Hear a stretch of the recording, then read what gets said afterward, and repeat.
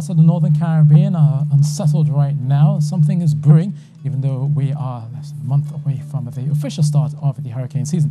There's basically a broad area of low pressure. We'll get to that later. Meanwhile, across Trinidad and Tobago, it's been quite windy. We've seen some palms swaying, all courtesy of those fresh to strong winds are coming through the east coast and also pushing across parts of central and southern Trinidad. There's also a low-level drop jet at the top of the atmosphere. This will likely add to some of those strong winds as well. In terms of the rainfall, most of the showers will likely be interspersed in between those clouds, and most of the clouds as well only favoring parts of Trinidad. So in fact, you will see that mixture of sunshine and the showers, but most of the showers across southern Trinidad as we go through the day. So tonight then for Tobago, mostly settled, maybe just that brief sprinkle coming across the hillsides the first thing in your morning, but you will notice the breeze picking up, especially through Roxborough, down the Windward Road, into back there to Scarborough, turning windy at times down towards Canaan, and also pushing across to Buku.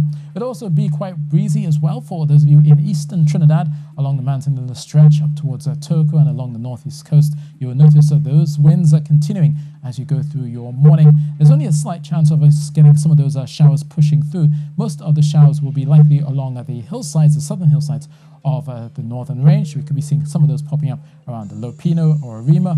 Out towards the southern Trinidad, there's a lot more moisture coming in from the Columbus Channel. So here we could be seeing some of those showers, especially for Moruga, into Pinal, Point Fortin, and down towards a Carcass. So that's where you likely see the bulk of those showery spells. Temperature-wise, it will likely be a mild night, 24 degrees Celsius for many of us, 25 in Tobago. And through the weekend, through Saturday and Sunday, notice it will continue to be windy for the most part across many parts of Tobago, especially for Trinidad. Because of the larger land mass, it will not necessarily be that windy further inland, but still, especially in one of those showers, it could turn gusty at times. So fresh winds expected out there in the Atlantic, easterly 15 to 20 knots, a moderate chop from the east-northeast of 9 seconds. And we'll be seeing some whitecaps and a sea spray with wind waves of 2.5 meters through the Caribbean and the Atlantic, all blown in by those brisk trade winds.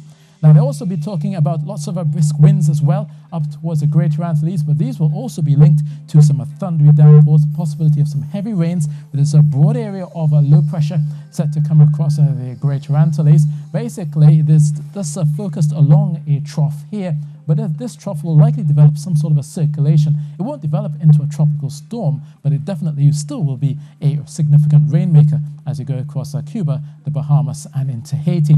So for Jamaica as well, it will be cloudy and damp, 31 degrees Celsius, most of the showers coming across the hillsides of Jamaica.